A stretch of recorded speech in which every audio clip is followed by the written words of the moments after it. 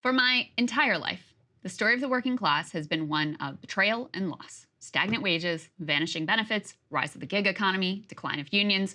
And so it has been astonishing to watch a potential turning of that tide. Nowhere is that shift as evident as in the fight that workers at the big three automakers organized by the UAW are waging right now. 97% of those workers just voted to authorize a strike, which could, if contract negotiations fail, kick off in just a few weeks. This comes, of course, on the heels of UPS workers securing some real wins in a contract that includes $170,000 in wages and benefits for full-time workers, a number that is decent enough to spark a whole wave of upper-class anxiety and resentment around the notion that package carriers might actually be able to afford to live. But the wins in the UPS contract, they pale in comparison to the demands which are being made right now by the United Auto Workers. These workers, remember, bailed out the bosses back in the financial crash and have watched as the automakers have returned to astronomical profitability, happily handing out goodies to shareholders, but never cutting their workers in on their company's success. And so, workers have had enough. They're asking now for a 46% wage hike to match the pay increase of top executives. They're asking for job guarantees in the event of plant closures, and they're asking for a return to real pensions. But in one of their boldest demands, they are also asking for a 4-day, 32-hour work week. Take a listen to UAW's new national president, Shawn Fain, explain exactly why. I've been talking a lot, about a 32-hour work week, 40-hour work week for 32 hours that we work, 40 hours pay. And it's been wild to watch the talking heads on television that continue to have a meltdown over this discussion. Right now, Stellantis has put its plants on critical status, forcing our members to work 7 days. Important as the families of company executives. Isn't our own health just as valuable as that of the talking heads on television? UAW family, our demands and our fight are about more than just us. They're about the double standards in our society. Company executives get to work remotely, while the working class is forced to risk our health at work. They can live a life of luxury at their second multi-million-dollar mansion in Acapulco, while the rest of us are scraping to get by at jobs that don't provide a pension. Fain makes what is a really key point there. White-collar workers have benefited from increased work flexibility through hybrid, remote work schedules post-pandemic. Writing a 4-day work week into the Big Three contract could help secure better flexibility and work-life balance for blue-collar workers as well. Now, you might think this sounds like a fantasy, but there are actually some real signs that the 4-day workweek's moment might have arrived. A recent pilot program out of the UK was so wildly successful that all but 3 of the companies that participated said they are going to stick with the new shortened schedule. Workers, of course, absolutely loved it and said that their sleep, mental health, stress levels, and personal lives all improved as a result of those new schedules.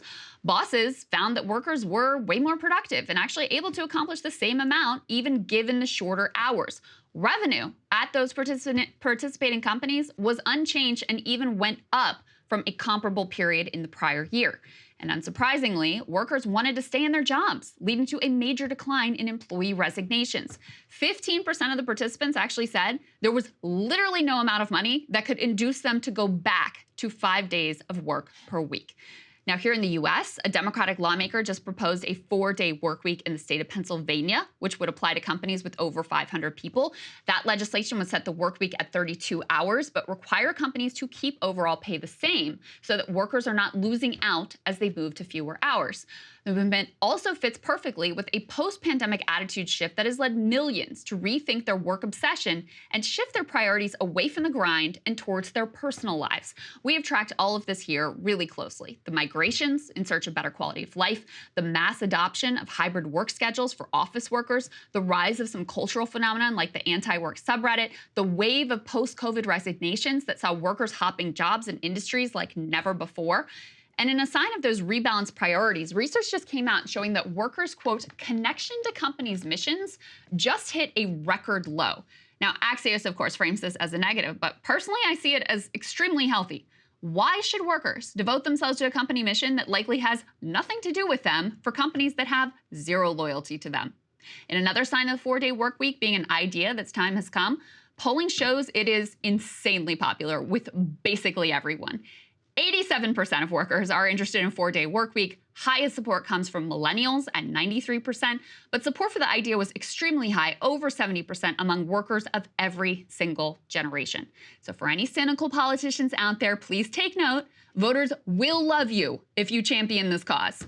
It's worth remembering, too, that the 40-hour work week had to be invented and had to be fought for. And actually, the auto industry was central to that reform as well.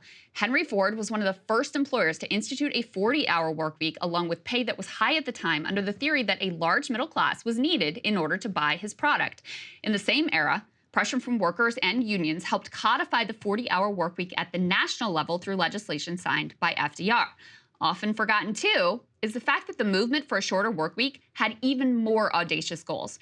In 1933, a bill to shorten the work week to 30 hours sailed through the United States Senate.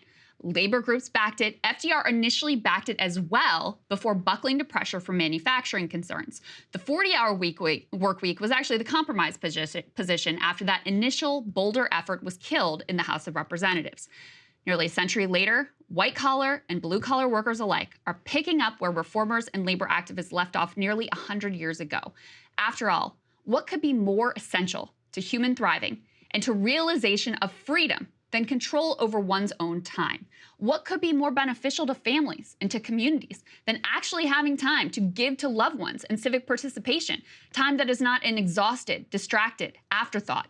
For decades, Americans have been brainwashed into believing their only worth is as workers and as consumers. But the experience of COVID, whether you were forced into remote work that triggered a life of reassessment, or whether you were deemed essential and then discovered your employer was literally willing to kill you for profit, that experience has broken decades of work-obsessed programming.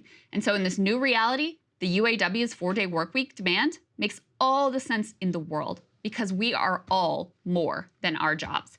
And Saagar, one of the key points that I thought was... Hey guys, if you want to see what I had to say to Krystal's monologue, not just this one, all of them, going back to the very beginning, become a premium subscriber today, breakingpoints.com.